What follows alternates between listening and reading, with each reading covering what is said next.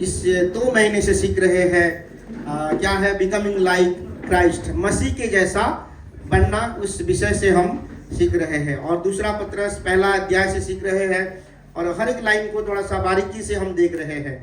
क्या आप सभी को कुछ चीज़ों को समझ में आ रहा है जिस रीति से हम सीख रहे हैं?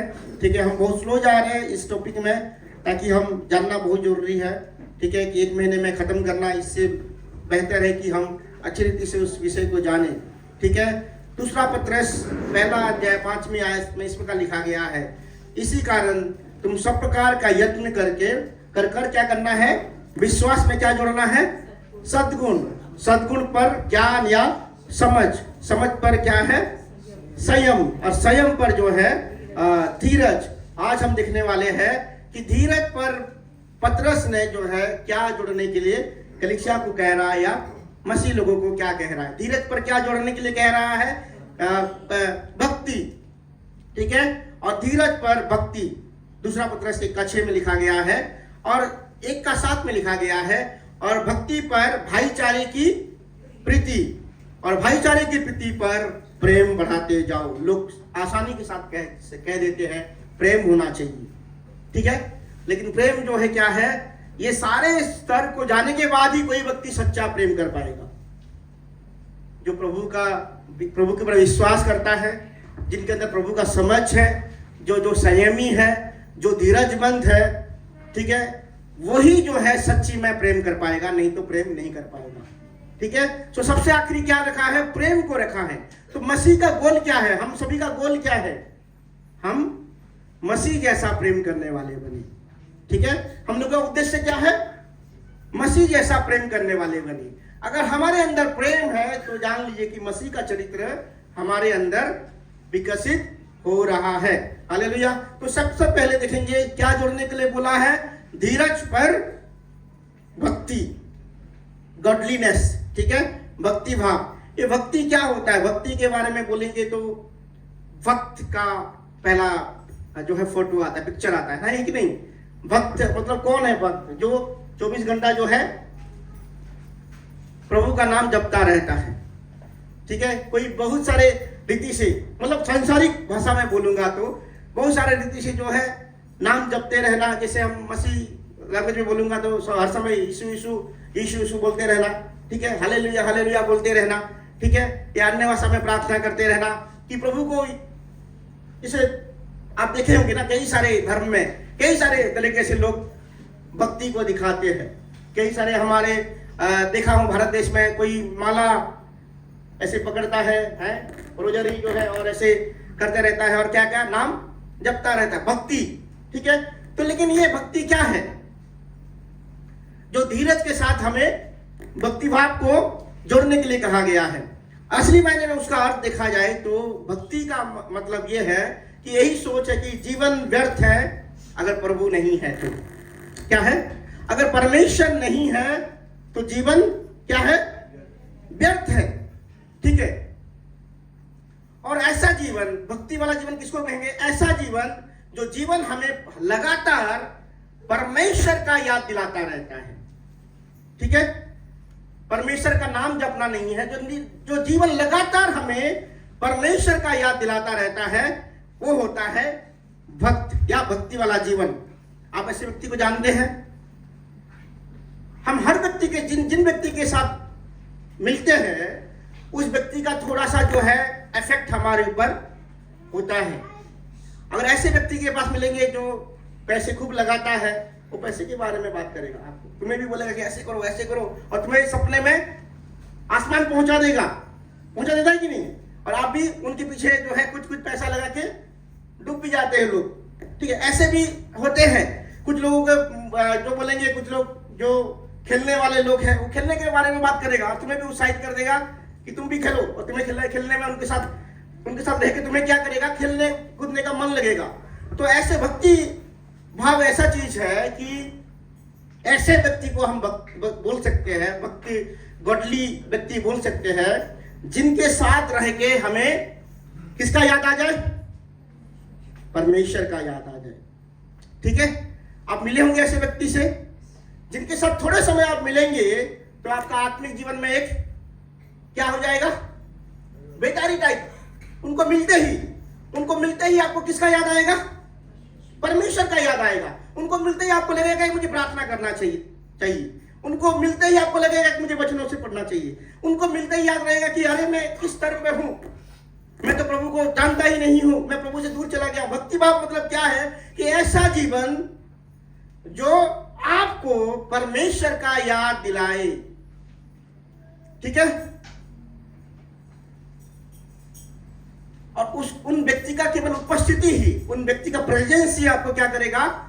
प्रभु का स्मरण करेगा। ठीक है? एक भक्ति वाला व्यक्ति, उनका चाल चलन, उनका रहन सहन आपको किसका याद दिलाएगा? परमेश्वर का याद दिलाएगा। वही होता है सच्ची मायने में भक्ति। कोई पढ़ेगा 2 कोरिन्थियों का पुस्तक 2:14, मैं पढ़ लेता हूं, आप ध्यान से सुनना। परंतु परमेश्वर का धन्यवाद हो जो मसीह में सदा हमको जय के उत्सव के लिए फिरता और अपने ज्ञान का सुगंध हमारे द्वारा हर जगह फैलाता है। मसीह का धन्यवाद हो कि मसीह में सदा हमको जय के उत्सव में लिए फिरता। जय के उत्सव मतलब क्या है?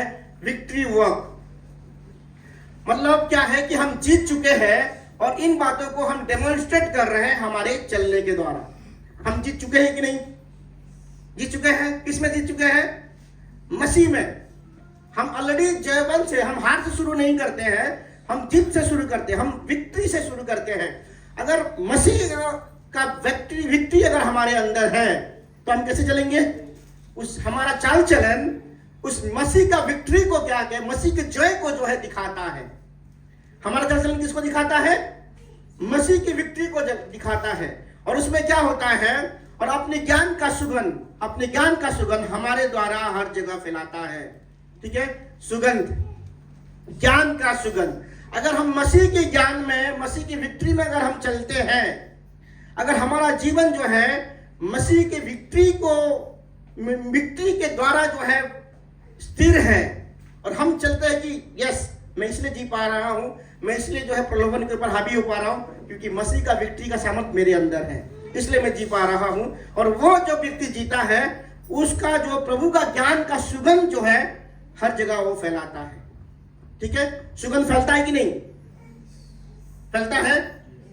अब अगर रास्ते पे चल रहे हैं, भीड़ भाड़, मुंबई तो भीड़ भाड़ वाली जगह है, भीड़ वाला जगह पे चल रहे हैं, आगे पीछे भागा दौड़ी होता रहता है, बट फिर भी आपके साथ ऐसा हुआ होगा, कोई ऐसे व्यक्ति, कोई व्यक्ति जो है गुजर गया। ठीक है? गुजर गया, ऊपर नहीं, आपके साइड से गुजर गया कोई व्यक्ति और कोई अच्छा परफ्यूम लगाया होगा, तो नाक में आता है कि नहीं? गंध आता है, सुगंध आता है नाक में। आपके पास से चला गया, उसको जानते नहीं आप, लेकिन फिर भी जो है आपके जो है नाक में वो सुगंध आ जाता है। और कई बार मैंने तो मुड़ के देखा है, कौन है वो? ठीक है? कौन वो व्यक्ति जो है इस सुगंध को लगाया है कि नहीं? मतलब कौन है जो है ये? नहीं भी देखते तो सोचते हैं कौन, किसने तो लगाया है सुगंध। ठीक है? किसने तो परफ्यूम को लगाया है। ठीक है? और ऐसे ही मसीह का स्वभाव भी ऐसे है, जो भक्ति भाव में भरा हुआ है, उसके साथ थोड़ा सा भी समय अगर रह जाओगे, आपका प्रार्थना का जीवन में एक अलग पड़ाव आ सकता है। ठीक है? अब देखो, किसके साथ रहने से आपको प्रार्थना करने का मन लगता है? किसके साथ रहने से आपको वचन पढ़ने का मन लगता है? आप कैसे व्यक्ति हैं? अगर आप किसके साथ मिल रहे हैं तो वो व्यक्ति के साथ क्या करते हैं आप? क्या वो व्यक्ति को आत्मा में आप कटर कर रहे हैं? क्या वो व्यक्ति आपके साथ मिलके उसको प्रार्थना करने का मन लग रहा है? जैसे सुगंध लगाया हुआ व्यक्ति अगर आपके साइड से क्रॉस करता है तो आप स्मरण करते कौन है वो। ऐसे ही भक्ति भी ऐसा चीज है कि आप किसी के करीब होते हैं तो व्यक्ति जो है किसको याद करता है? यीशु को याद करता है, क्योंकि उसका सुगंध किसमें है? उसका सुगंध को आपने अपने जीवन के द्वारा लगाया है। तो भक्ति वाला फिर क्या है? भक्ति भाव क्या है? भक्ति भाव जो है सिर्फ नाम जपना नहीं है। भक्ति भाव 3 चीजों को दर्शाता है। सबसे पहले एक भक्ति वाला व्यक्ति, गॉडली पर्सन जो है, सब कुछ परमेश्वर से प्राप्त करता है। क्या है ये भक्ति वाला व्यक्ति? 3 चीजों को मैं बोलूंगा। सब कुछ जो है परमेश्वर से प्राप्त करता है। Godly person draws everything from God. अपने ऊपर निर्भर नहीं करता, अब उसका भरोसा अपने ऊपर नहीं रहता, वो हमेशा किसके ऊपर भरोसा करता है? परमेश्वर के ऊपर भरोसा करता है। अगर आप सच में भक्ति वाला व्यक्ति बनना चाहते हैं, भक्ति भाव वाला व्यक्ति बनना चाहते हैं, तो हमेशा हर चीजों के लिए किसको देखना है? परमेश्वर को। हर चीजों को प्राप्त करने के लिए किसको देखना है? परमेश्वर को देखना है। अपने पैसे के ऊपर भरोसा मत कीजिए, अपने लोगों के ऊपर भरोसा मत कीजिए, अपनी स्थिति के ऊपर भरोसा मत कीजिए। निर्भर करना है, किसको निर्भर करना है? परमेश्वर के ऊपर निर्भर करना है, अपनी बल के ऊपर निर्भर नहीं करता है। तो सबसे पहले क्या है? ये एक भक्ति वाला व्यक्ति सब चीजों के पाने के लिए परमेश्वर की ओर देखता है। हालेलुया। और एक भक्ति भाव वाला व्यक्ति, एक गॉडली पर्सन जो है, सब कुछ परमेश्वर के पास लेके जाता है। क्या है? सब कुछ जो है किसके पास लेके जाता है? परमेश्वर के पास। Godliness refers everything to God. ठीक है, वो अपना डिसीजन खुद नहीं लेता है। ये भक्ति वाला व्यक्ति खुद का डिसीजन नहीं लेता, खुद डिसीजन नहीं लेगा, अपना खुद का डिसीजन भी खुद नहीं लेगा, अपनी बुद्धि के ऊपर भरोसा नहीं करता है, अपनी इच्छाओं के ऊपर भरोसा नहीं करता है, अपनी समझ के ऊपर भरोसा नहीं करता है, अपनी बल के ऊपर नहीं भरोसा करता है, लेकिन किसके ऊपर भरोसा करता है? हर एक डिसीजन के लिए परमेश्वर के ऊपर भरोसा करता है, परमेश्वर की वचन के ऊपर भरोसा करता है। तो सबसे पहले क्या है? एक गॉडली पर्सन जो है सब कुछ परमेश्वर के पास लेके जाता है। ठीक है, परमेश्वर से सब कुछ पाता है। और दूसरा क्या है? सारे बातों को किसके पास लेके जाता है? परमेश्वर के पास लेके जाता है। चाहे ये चीजें कितना भी अच्छा लगे, कितना भी अट्रैक्टिव क्यों ना हो, लेकिन अगर परमेश्वर ना कहते हैं तो आगे नहीं बढ़ेगा वो। चाहे कोई भी चीजें कितना भी लुभावनी लगे, कितना भी बेहतर लगे, कितना भी लाभदायक लगे, अगर परमेश्वर अगर ना कह रहे हैं तो वो भक्ति वाला व्यक्ति नहीं करने वाला है। यही होता है सच्ची मायने में भक्ति भाव। तीसरा जो है, एक भक्ति वाला व्यक्ति, एक godly person sees God in everything. हर एक परिस्थिति में वो कोसता नहीं अपने आप को। ठीक है, हर एक परिस्थिति में क्या देखता है? प्रभु को देखता है। हर एक परिस्थिति में किसको याद करता है? परमेश्वर को याद करता है। इसका मतलब क्या है? कि प्रभु जिस परिस्थिति में मैं जा रहा हूं, ये परिस्थिति में मैं शत्रु क्या कह रहा उसको नहीं देखने वाला हूं। शत्रु आपको आपकी नेगेटिव परिस्थिति में शत्रु क्या बोल सकता है कि अब तेरा क्या हाल होगा, आगे क्या होगा, कल क्या होगा, परसों क्या होगा, अगले महीने क्या होगा। लेकिन एक भक्ति वाला व्यक्ति क्या कहता है? परमेश्वर को देखता है। गॉड इज इन कंट्रोल, प्रभु नियंत्रण में है। तो सबसे 3 बातें क्या है भक्ति वाला व्यक्ति में पाया जाता है? वो हर चीजों को परमेश्वर के पास लेके जाता है, हर चीजें परमेश्वर से प्राप्त करता है और हर चीजों में परमेश्वर को ही देखता है। हालेलुया।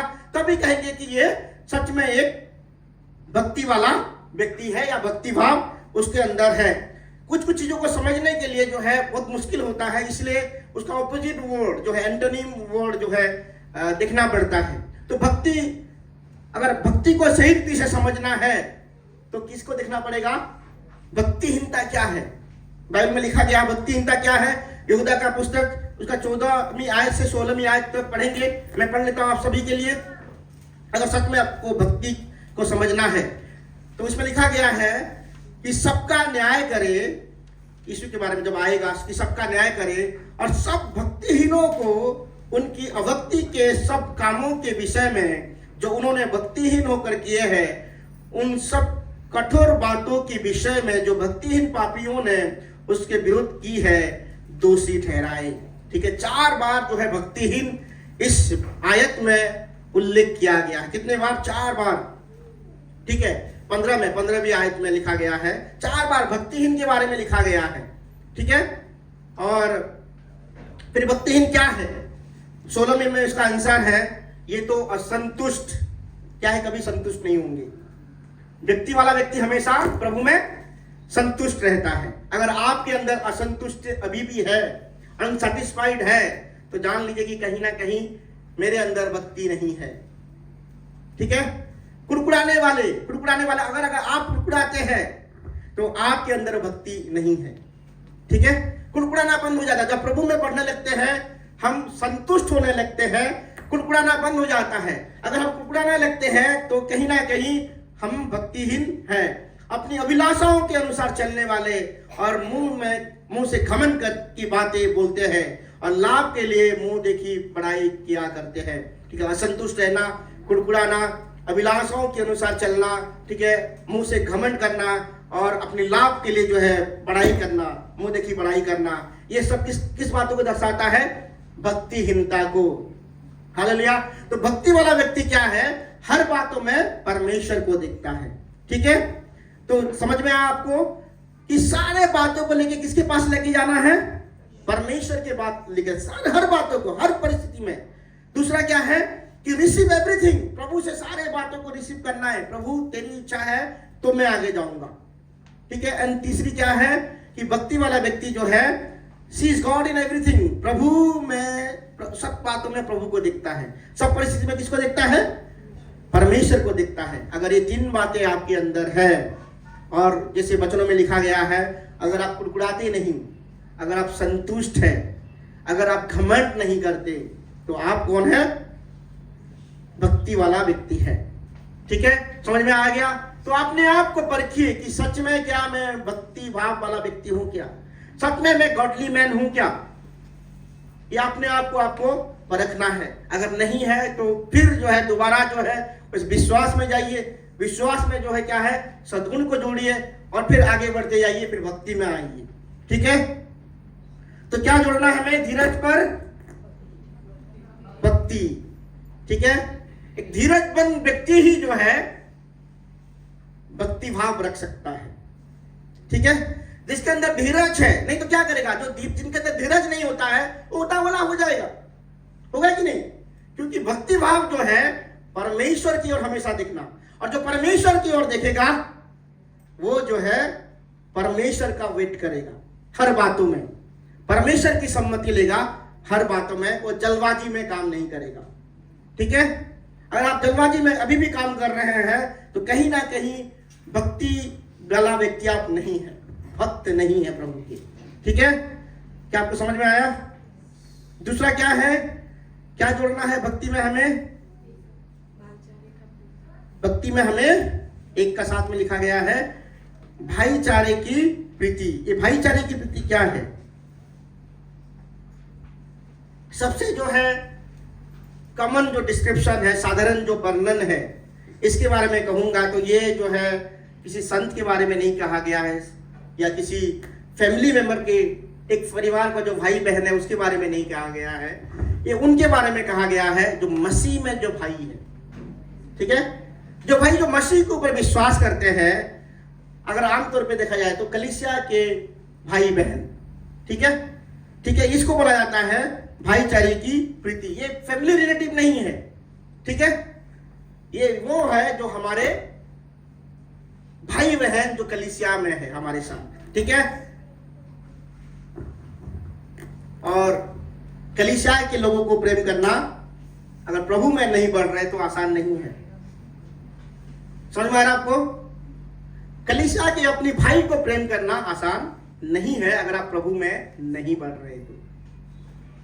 अगर आप प्रभु में है तो एक चीज आपके अंदर, आप बढ़ रहे हैं तो एक चीज आपके अंदर दिखाई देगा कि आप जो है अपनी भाई बहन से, कलीसिया की भाई बहन से आप प्रेम करते हैं।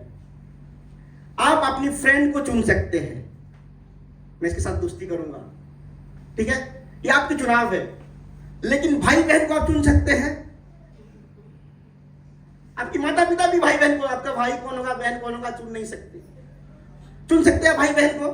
नहीं चुन सकते, लेकिन रहना ही है। रहना ही कि नहीं? दोस्त को छोड़ दो, दोस्त छोड़ सकते हो लेकिन भाई को छोड़ नहीं सकते। वचनों के अनुसार छोड़ सकते हो भाई को। भाई तो मुश्किल समय के लिए बनाया गया है। आप अपनी भाई बहन को चुन नहीं सकते, इसका मतलब प्रभु ने ही रखा है,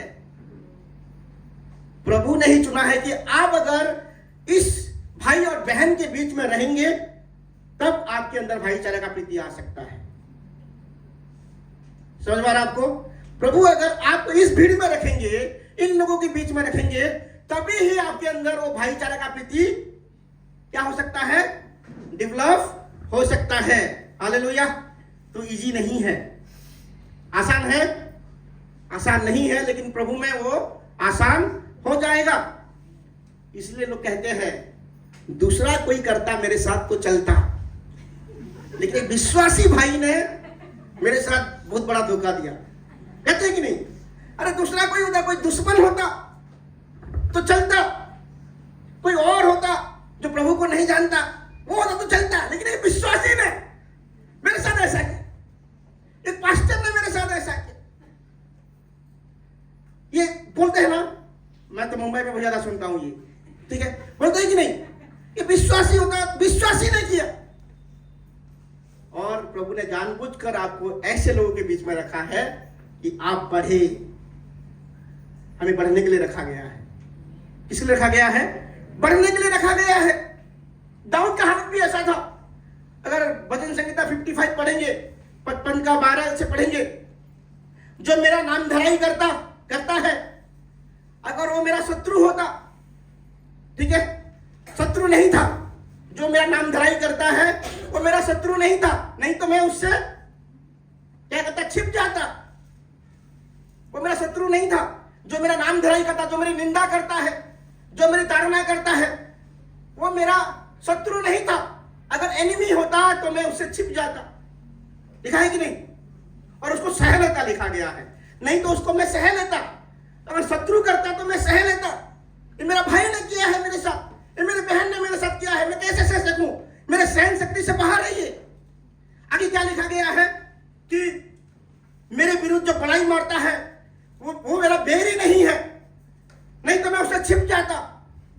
ये हर एक विश्वासी का भाषा होता है।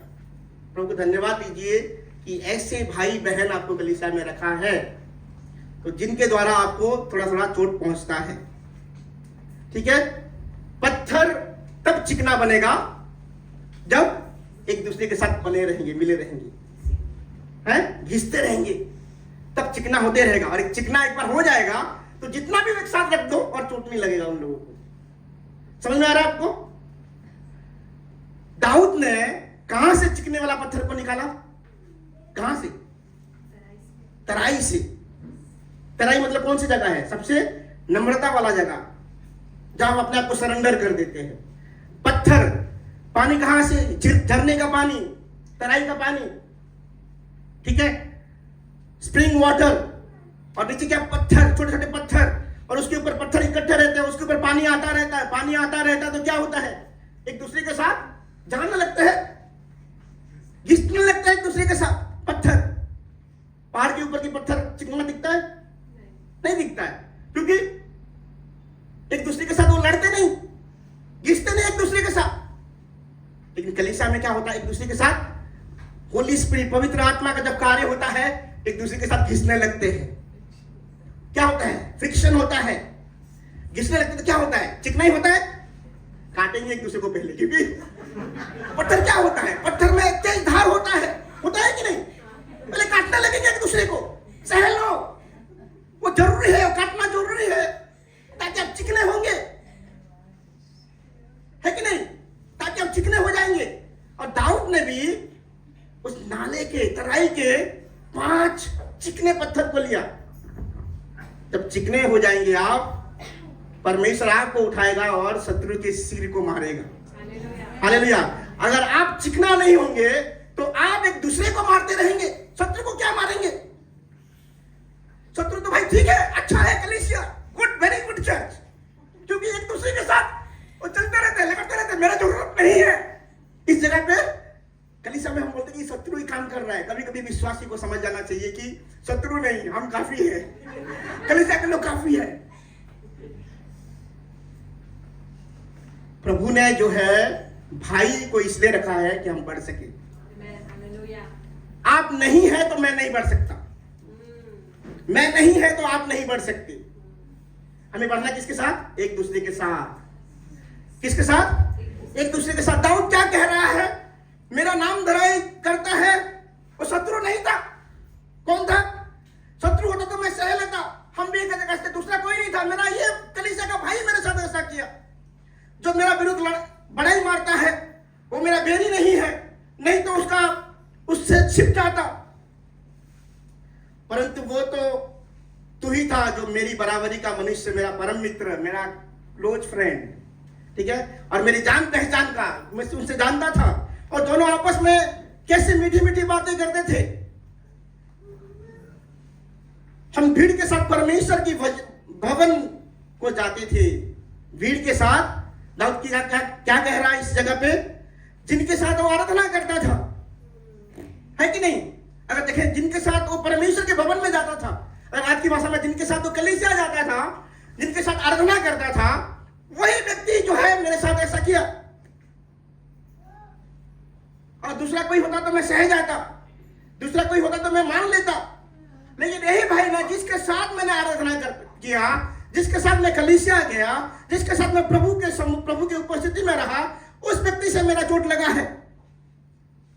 दो बातें को कहना चाहूंगा इसमें, ठीक है? आप ये नहीं कह सकते कि ये भाई मुझे नहीं चाहिए, आप कभी नहीं कह सकते कि ये कलीसिया में नहीं चाहिए, ये भाई मुझे नहीं चाहिए, क्योंकि इस भाई की वजह से मेरे ज्यादा चोट लगता है। मैं कहूंगा उस भाई की वजह से आप ज्यादा बढ़ेंगे,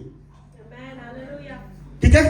वचन में लिखा गया है, आप नहीं कह सकता है कि हाथ नहीं चाहिए। कह सकता है? नहीं कह सकता। रोमियो 12:21, पहला कोरिन्थियों का पुस्तक 12:21 कोई पढ़ेगा? शायद पहला कोरिन्थियों 12:21।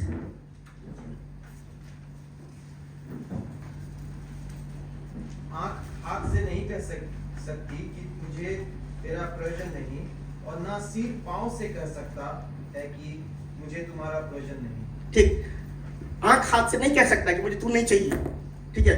अगर हाथ नहीं है तो आंख को भी तकलीफ होगा, ठीक है? सिर नहीं कह सकते, पांव नहीं चाहिए। मन तो लग रहा हो कहीं जाना है, पांव नहीं है, कहां जाएंगे? ठीक है, तो मतलब जरूरी है, हमारे भाई होना जरूरी है आगे पहुंचने के लिए। हमें हमारे भाई नहीं होंगे, मसीह चरित्र नहीं बन सकता। सब लोग अगर मेरी तरह लोग अगर कलीसिया में है तो मैं नहीं बढ़ सकता हूं, कुछ होगा नहीं, कुछ मेरे अंदर बुराई दिखेगा नहीं, उनका बुराई मुझे दिखेगा नहीं, तो फिर कैसे स्वभाव होगा? क्योंकि हम बुरे इंसान थे और प्रभु में हम बढ़ रहे हैं। क्या आपको समझ में आ रहा है? तो क्या करना है? भाई से प्रेम करो, भाईचारा का प्रीति। क्या है? भाई से प्रेम करो, क्योंकि जो कलीसिया में आपका भाई ने रखा है वो प्रभु ने रखा है, कि वो बेस्ट व्यक्ति है आपकी बढ़ोतरी के लिए। वो नहीं होंगे तो शायद आप सिद्ध नहीं हो सकते, ठीक है? क्या आपको समझ में आ रहा है? कोई पढ़ेगा इब्रानी का पुस्तक 2 अध्याय 10वीं आयत 11 और 12 में पढ़ लेता हूं, सुनिए ध्यान से। क्योंकि जिसके लिए सब कुछ है और जिसके द्वारा सब कुछ है, इसे यही अच्छा लगा कि जब वो बहुत से पुत्रों को महिमा में पहुंचाए तो उनके उद्धार के कर्ता को दुख उठाने के द्वारा सिद्ध करे। क्योंकि पवित्र करने वाला और जो पवित्र किए जाते हैं सब एक ही मूल से है। पवित्र करने वाला कौन है? यीशु मसीह। और पवित्र किए जाए कौन है? हम कहां से है? प्रभु से। इसी कारण वो उन्हें भाई कहने से नहीं लग जाता। जीसस हमें क्या बोलते हैं? जीसस हमें क्या बोलते हैं? भाई कहा है। उसको शर्म आया? जीसस को शर्म आया हमें भाई कहने में? हम जिस अवस्था में थे उस अवस्था में क्या बोला उन्होंने? हमें भाई बोला उन्होंने, ठीक है? क्योंकि पवित्र करने वाला और जो पवित्र किए जाते हैं सब एक ही मूल से है। इसी कारण वो उन्हें भाई कहने से नहीं लग जाता, पर कहता है कि मैं तेरा नाम अपने भाइयों को सुनाऊंगा, सभा के बीच में तेरा भजन गाऊंगा, ठीक है? अगर यीशु ने हमें भाई कहा है, यीशु ने अगर हमारे भाई को जिसको हम पसंद नहीं करते हैं उनको अगर उसने भाई कहा है, और जिन कलीसिया के जिन भाई को जिनको हम पसंद नहीं करते हैं अगर प्रभु ने उनको बेटा कहा है, और अगर हमें भी बेटा कहा है, अगर प्रभु ने उनको स्वीकारा है, तो हम कौन होते हैं उनको इनकार करने वाले? हम कौन होते हैं? जिनको प्रभु ने ग्रहण किया है, जिनको प्रभु ने स्वीकारा है, तो हम कौन होते हैं? अपने हर एक भाई के लिए प्रभु को धन्यवाद दीजिए, ठीक है? कलीसिया के हर एक भाई बहन के लिए किसको धन्यवाद देना है? प्रभु को। उनको रखा है मेरी बढ़ोतरी के लिए, हालेलुया। प्रभु ने क्या कहा, एक नई आज्ञा मैं तुम्हें देता हूं। कौन सी आज्ञा? इतनी आज्ञा तो है, 600 से ऊपर आज्ञा दिया गया था यहूदी लोगों को। और क्या आज्ञा देने वाले प्रभु? ठीक है, ये कहता है यूहन्ना 13:34 में, मैं तुम्हें एक नई आज्ञा देता हूं, एक दूसरे से प्रेम रखो। जैसा मैंने तुमसे प्रेम रखा है वैसा ही तुम भी एक दूसरे से प्रेम रखो। यदि आपस में प्रेम रखोगे तो इसी से सब जानेंगे कि तुम मेरे चेले हो। हालेलुया। जब प्रेम रखोगे तो कितने लोग जानेंगे? कितने लोग? सब लोग। कलीसिया अगर प्रेम रखेगा तभी लोग जानेंगे कि हम उसके चेले हैं। कितना भी सुसमाचार प्रचार कर लो, कितना भी कुछ प्रयास कर लो, अगर आपस में प्रेम नहीं है तो सुसमाचार प्रचार व्यर्थ है। अगर आपस में हम प्रेम रखते हैं तो सब लोग जानेंगे। तो अंत का समय में कलीसिया में किस में बढ़ना है? प्रेम में बढ़ना है। किस में बढ़ना है? प्रेम में बढ़ना है।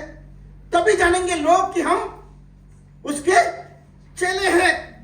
और इसमें लिखा है सब जानेंगे। कितनी सुंदर बात है। इसीलिए जो सुसमाचार है ये प्रेम का सुसमाचार कहा गया है। परमेश्वर ने जगत को ऐसा प्रेम किया कि उसने अपने बेटे को दे दिया। अगर जगत को मसीह का परिचय देना है तो कलीसिया को भाईचारा का प्रेम होना बहुत ज्यादा जरूरी है। ठीक है, क्या आपको समझ में आया? क्या हम प्रेम करेंगे या भाई से बैर करेंगे? प्रेम करेंगे। तो धीरज पर क्या करना है? हमें क्या जोड़ना है? भक्ति, भक्तिभाव, गॉडलीनेस। हर चीजों में क्या है? हमें ऐसा बनना है कि जो हमें मिले वो प्रभु का थोड़ा सा परिचय मिल जाए उसको। प्रभु ऐसे होते हैं। हमें देख के लगता है कि प्रभु का स्वभाव ऐसा होता होगा कि हमें देख के ऐसे लगना चाहिए कि नहीं हम रिमाइंड, जैसे सुगंध वाला व्यक्ति चला जाता है तो कौन है हम याद करते हैं, कौन कौन लगाया होगा। तो ऐसे ही हमें कोई मिलता है तो लगता है कि प्रभु ऐसे होते होंगे। ठीक है, हमें प्रभु का परिचय देने के लिए हमें रखा गया है। दूसरा क्या है? भक्ति भाव में भाईचारा का प्रेम, ब्रदरली लव, और भाईचारा का प्रीति के बारे में हमने सीखा। और तीसरा जो है भाईचारा का प्रीति में प्रेम होना चाहिए। वो लोग आसानी के साथ कह देते हैं अरे प्रेम होना चाहिए, बहुत सुंदर सही बात कहते हैं, प्रेम होना चाहिए। ठीक है, सबको पता है प्रेम होना चाहिए, लेकिन प्रेम कैसे आएगा? कैसे आएगा? विश्वासी होना बहुत जरूरी है सबसे पहले। ठीक है, और विश्वासी में क्या है? एक मोरली राइट होना चाहिए, सद्गुण होना चाहिए। और सद्गुण में क्या है? प्रभु का समझ होना चाहिए। समझ में क्या है? संयम होना चाहिए। संयम में क्या है? धीरज होना चाहिए। धीरज में भक्ति होना चाहिए। भक्ति में भाईचारा का प्रेम होना चाहिए। भाईचारा का प्रेम तभी होगा जब मसीह का प्रेम दिख सकता है हमारे अंदर। ठीक है, प्रेम मतलब क्या है? ये आगापे लव के बारे में कहा गया है। बाइबल में कई सारे प्रकार के लव के बारे में कहा जाता है, लिखा गया है। जैसे एक भाई के प्रति प्रेम, ठीक है, परिवार का प्रेम, ठीक है। और ये जो है ये आगापे लव जो है मसीह लव, जिस रीति से प्रभु प्रेम करते हैं वही प्रेम हमारे अंदर होना चाहिए। ठीक है, एक ऐसा प्रेम है, ये प्रेम जो है केवल प्रभु कर सकते हैं। ठीक है, और जो प्रभु में बढ़ते हैं वही कर सकते हैं। ठीक है, क्या हम ऐसे प्रेम करेंगे? सारे प्रकार के लव जो है बाइबल में 4 प्रकार के प्रेम के बारे में एटलीस्ट लिखा गया है। और जो 3 प्रकार का जो प्रेम जो है वो मनुष्य से रिलेटेड है, परिवार से रिलेटेड है, भाई से रिलेटेड है, दोस्त से रिलेटेड है। लेकिन ये प्रेम जो लिखा गया है अगापे लव, ये प्रभु से एसोसिएट है, प्रभु से जुड़ा हुआ है। और ये प्रेम जो है चाहते हैं कि अगर ये प्रेम अगर हम कर पा रहे हैं तभी हम सिद्ध हैं। ठीक है, ये प्रेम अगर हम कर पा रहे हैं तभी हम क्या है? परफेक्ट है। और मसीह का स्वभाव को हम जो है अपने जीवन में दिखाई दे रहे हैं। अगर ये नहीं है तो मसीह का स्वभाव जो है हमारे अंदर नहीं दिखने वाला है। और ये प्रेम क्या आता है? देता है, देने वाला प्रेम। ठीक है, रोमियो 5:6-8 में लिखा गया है, क्योंकि हम जब निर्बली थे तो मसीह ठीक समय पर भक्तिहीनों के लिए मरा, किसी धर्मी जन के लिए मरे। ये तो दुर्लभ है, परंतु क्या जाने किसी भले मनुष्य के लिए कोई मरने को भी याद करे। परंतु परमेश्वर हम पर अपने प्रेम की भलाई इस रीति से प्रकट करता है कि जब हम पापी थे तभी मसीह हमारे लिए मरा। निर्बल, भक्तिहीन और पापी के लिए जीसस अपना क्या दिए? जीवन को दिए, उनको अपना जीवन दिए। इसका मतलब क्या है कि प्रेम जो है कुछ पाने की उम्मीद नहीं करता है। ठीक है, प्रेम जो है कुछ पाने की उम्मीद करता है। प्रेम, मसीह वाला प्रेम क्या है? देना, गिविंग। ठीक है, और मसीह किस समय किस के लिए अपना जीवन को दिए? जो भक्तिहीन थे, जो निर्बल थे। निर्बल मतलब जो अपना खुद का हेल्प नहीं कर सकते, खुद का मदद नहीं कर सकते, दूसरे का बात छोड़ो, अपने आप का भी मदद नहीं कर सकते। और जो पापी थे उसी समय प्रभु ने, यीशु ने उनको अपना, उनके लिए अपना जीवन दिया। ठीक है, तो वचन में लिखा गया है यूहन्ना 3:16 में, क्योंकि परमेश्वर ने जगत को ऐसा प्रेम किया कि उसने एक लौता पुत्र को दे दिया। प्रेम मतलब देना। क्या है? प्रेम मतलब अपने आप को कुर्बान करना। किसके लिए? उन लोगों के लिए जो काबिल नहीं है आपके प्रेम का। ठीक है, अगर ऐसा प्रेम को हम दिखा पा रहे हैं तो मसीह का स्वभाव जो है हमारे अंदर है। क्या समझ में आ रहा है? कई सारे लोगों ने आया, हे गुरु, व्यवस्था में कौन सी आज्ञा बड़ी है? मत्ती 22:35 में लिखा गया, कौन सी आज्ञा बड़ी है? यीशु ने कहा कि एक ही आज्ञा है, उसमें सारी आज्ञा फिट बैठता है। वो है प्रभु से प्रेम करो और एक दूसरे से प्रेम करो। ठीक है, प्रभु से प्रेम करो और एक दूसरे से प्रेम करो, जिसमें क्या है? व्यवस्था भी पूरा होता है। और जो है, जो प्रोफेट, लॉ एंड प्रोफेट, जो आज्ञा मिला है प्रोफेसी के द्वारा, प्रोफेट्स के द्वारा और व्यवस्था के द्वारा, मूसा के द्वारा जो आज्ञा मिला है, वो सारे आज्ञा पूरा होता है। किसके द्वारा? प्रेम। जो प्रेम करता है वो व्यवस्था पूरा करता है। इसका मतलब बिना प्रेम किए आप व्यवस्था पूरा नहीं कर सकते। ठीक है, तो सब कुछ जो है एक ही में जो है सीमित है। प्रभु, इसलिए प्रभु इफेक्टिव रहे कि प्रभु एक ही काम को बोलते थे हमेशा। एक ही काम जो है सारे काम को कवर कर लेता है। इसलिए इफेक्टिव व्यक्ति क्या होता है? केवल एक ही काम करता है। और आगे लिखा गया, जिनमें इन बातों की कमी है वो इफेक्टिव नहीं हो पाएगा। अगर उसके आगे वाला आयत में पढ़ेंगे, अगर जिनमें इन बातों है उनको इनइफेक्टिव होने में कोई रोक नहीं सकता। इन बातें नहीं है। अगर आपको इफेक्टिव होना है तो ये सारे बातें होना चाहिए हमें। जीसस इसलिए इफेक्टिव थे, परमेश्वर इसलिए इफेक्टिव थे, यीशु मसीह, क्योंकि वो एक काम करने के लिए बोलते थे जो सारे कामों को कवर करे। आप ऐसे काम को करेंगे, एक काम कर दो जिसमें सारे काम खत्म हो जाए दिन का काम, तो एक ही काम चुनेंगे कि नहीं? 10 काम में अगर 10,000 रुपए मिलता है, एक काम अगर 20,000 रुपए मिलता है, तो कौन सा काम चुनेंगे आप? एक ही काम चुनो, एक काम करो। जीसस ने कहा कि प्रेम कर दो, पूरा व्यवस्था को आप पालन कर लेंगे। क्योंकि जो प्रेम करेगा वो चोरी नहीं करेगा, जो प्रेम करेगा वो मर्डर नहीं करेगा, जो प्रेम करेगा वो जो है लोभ नहीं करेगा। सब कुछ कवर हो जाता है। और यीशु ने कहा ग्रेटेस्ट कमांड, सबसे बड़ी कमांड क्या है? प्रेम। रोमियो का पुस्तक 13:8-10 में लिखा गया, आपस में प्रेम को छोड़कर किसी बात की कर्जदार ना हो, क्योंकि जो दूसरे से प्रेम रखता है उसने व्यवस्था पूरी की है। जो दूसरे से प्रेम करता है उसने व्यवस्था को पूरा कर दिया है। क्या व्यवस्था पूरा करना चाहते हैं? तो क्या करना है? प्रेम करना है। आज बहुत कुछ चीज लोग करना चाहते हैं। कलीसिया का गोल क्या होना चाहिए? इस वचनों के अनुसार हम लोग का गोल क्या होना चाहिए? लक्ष्य प्रेम।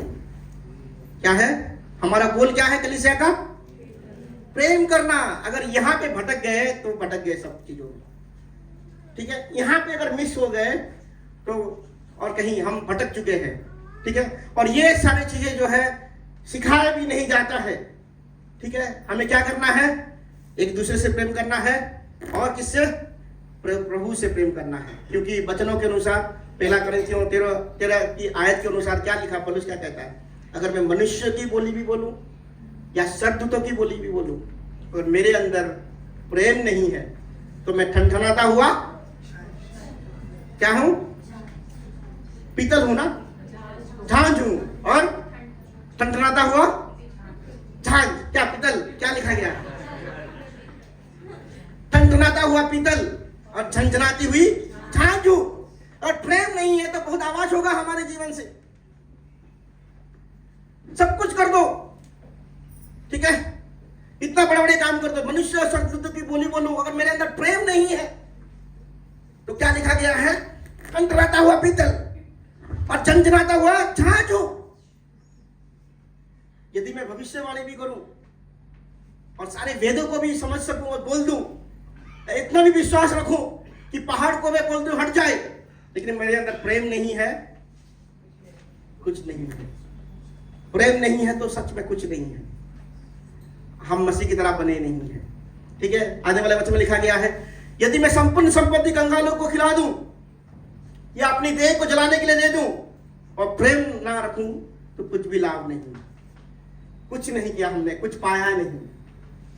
इस जीवन हम ऐसे बिना पाए चले गए, ठीक है। अगर आपने प्रेम को कमाया है तो सब कुछ पा लिया है, ठीक है। आपने अगर प्रेम को दिखाया है, आपने लाभ को पाया है, प्रॉफिट को पाया है, नहीं तो कोई कुछ लाभ नहीं, ठीक है। तो प्रेम क्या है? प्रेम धीरजबंध है, कृपाल है, डाह नहीं करता, अपनी बड़ाई नहीं करता, फूलता नहीं, अंग्रित नहीं चलता, अपनी भलाई नहीं चाहता, झुंझलाता नहीं, बुरा नहीं मानता, हुक्म से आनंदित नहीं होता, परंतु सत्य से आनंदित होता है, ठीक है। प्रेम टलता नहीं। विश्वास, प्रेम, इन बातों के बारे में लिखा गया है। और सबसे श्रेष्ठ कौन है? विश्वास, आशा, प्रेम, तीनों स्थायी है और इन सबसे बड़ा प्रेम है। आज प्रभु से आपको प्रार्थना करना है कि मैं प्रॉफिट पाके जाऊं संसार से। वो प्रॉफिट क्या है? प्रेम। आपकी प्रेम को दे जाओ। अगर आप प्रेम को दिखा पाए तो आप लाभ के साथ जाने वाले हैं, ठीक है। अगर आप प्रेम आपके अंदर डेवलप हो पाया तो क्या होगा? आप जब प्रभु में, जब स्वर्ग में जाएंगे तो आप बड़ी लाभ के साथ जाएंगे, ठीक है। मसीह चरित्र प्रेम के बिना क्या है? अधूरा है, ठीक है। तो आने वाला है संडे में हम देखने वाले हैं, उसके आगे अगली आयत बहुत इंटरेस्टिंग होने वाला है, बहुत ही गहरा जाने वाला है। तो आने वाले संडे मिस मत कीजिए। तो आज हमने सीखा धीरज के साथ हमें क्या जोड़ना है? भक्ति, ठीक है। भक्ति मतलब क्या है? कि एवरी टाइम जो है everything we receive from God. सब कुछ हम किससे प्राप्त पाएंगे? प्रभु से। हम अपने ऊपर भरोसा नहीं करेंगे, कुछ भी हो जाए, चाहे होने पर भी, अपने ऊपर होने पर भी, सामर्थ्य होने पर भी हम भरोसा नहीं करेंगे अपने ऊपर, ठीक है। दूसरा क्या है? Godly person refers everything to God. जो है कुछ भी हो जाए हम परमेश्वर की इच्छा को खोजेंगे। प्रभु तेरा इच्छा है क्या इस चीजों को करने के लिए? अगर तेरी इच्छा नहीं है, चाहे कितना भी लाभदायक लगे, मैं नहीं करने वाला हूं चीजों को। तीसरा क्या है? एक गॉडली पर्सन सीज एवरीथिंग। एक godly person sees God in everything. प्रभु में हर चीजों में प्रभु को देखता है। प्रभु तू नियंत्रण में है, तू जानता है ये मेरा सिचुएशन, ठीक है। तो गॉडली पर्सन बहुत, भक्ति वाला व्यक्ति बहुत जरूरी है, जो हम निरंतर जो है आप प्रभु को याद करें। और भक्ति वाला व्यक्ति का निशानी ये है कि वो हमेशा प्रभु के बिना उसका जीवन व्यर्थ है, वो हमेशा ये सोचता रहता है। दूसरा क्या है? भाईचारा का प्रेम। भाई बहुत जरूरी है, ठीक है। बढ़ने के लिए कौन जरूरी है? भाई बहुत जरूरी है। और भाई ने, प्रभु ने आपको भाई दिया है, थैंक गॉड। उन्हों को रखा है आपकी भाईचारा का प्रीति को डेवलप करने के लिए, आपको चिकना बनाने के लिए, आपको बेहतर करने के लिए। और जब बढ़ेंगे तो क्या होगा? आप में क्या होगा? 10 मसीह प्रेम। कौन सा प्रेम? मसीह प्रेम। जो प्रेम आप दे सकते हैं, जो प्रेम दे सकते हैं मतलब मसीह का चीजों को आप दिखा सकते हैं, ठीक है। मसीह का कैरेक्टर को दिखा सकते हैं। जिससे आप बात करेंगे वो उसको देखेगा, ठीक है। अब मसीह का सुगंध को आप फैला सकते हैं। क्या हम ऐसे बनेंगे? आपके जीवन के द्वारा प्रभु महिमा लेना चाहता है, आपके जीवन के द्वारा, ठीक है।